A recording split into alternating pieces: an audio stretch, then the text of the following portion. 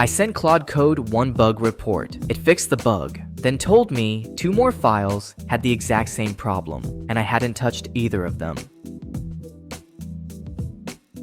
This is SMARTSPENDR, the budget app I'm building. A user, well, me, testing on my own device, hit a weird one. Lock the app with Face ID, unlock it, and if you're typing with a third-party keyboard, the input focus gets confused. Small bug, easy to miss, the kind that only shows up on a real device with a real keyboard extension installed, not in a simulator.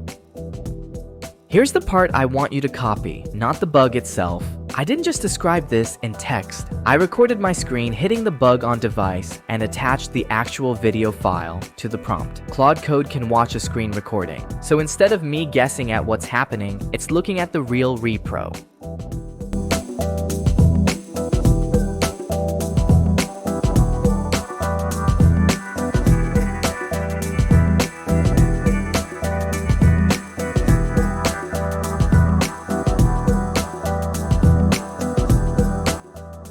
It traces the problem to biometric-lock-gate.tsx, the component that watches for the app going to background and relocking it. The fix, run keyboard.dismiss on every background transition, unconditionally before the lock logic even runs, instead of only when the lock feature is on.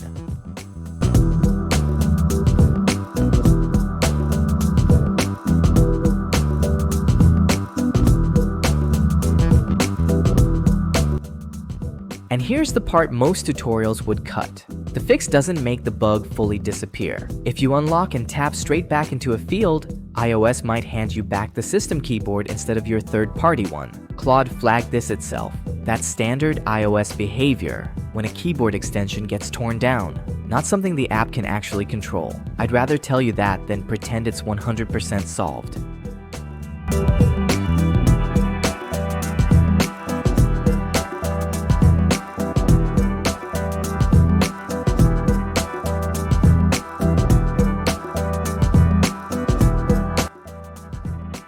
A bit later, second bug. The keyboard was straight up covering the amount field in the quick add modal. Normal fix, wrap it in a keyboard, avoiding view. Same pattern already used elsewhere in the app.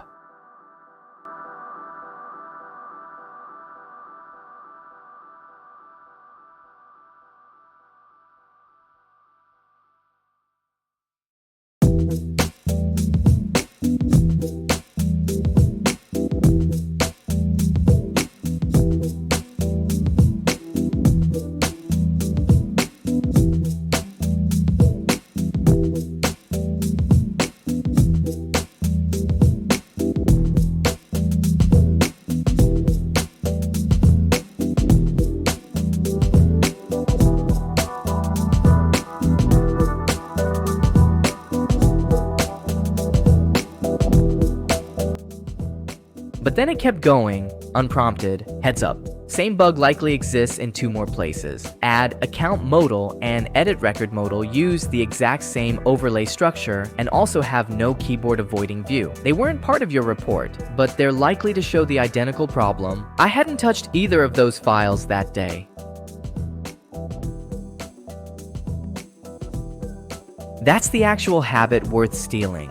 Once you fix one instance of a bug, ask whether the same pattern exists anywhere else in the codebase, or let Claude Code check while it's already got the context loaded. It's a 5-second ask that just paid for itself twice.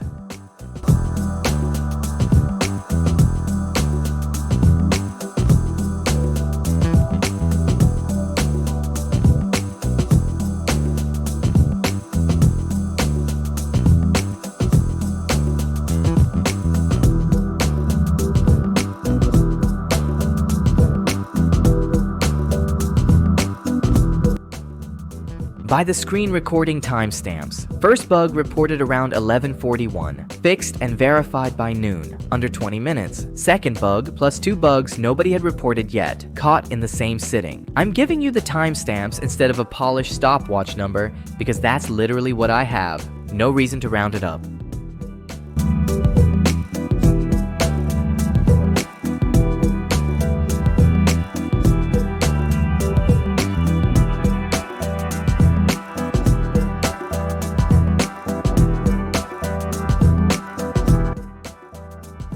Two things to take from this if you're using Claude Code day to day. Attach the real repro instead of describing it, and make "Does this exist elsewhere?" a standing question, not a one-off.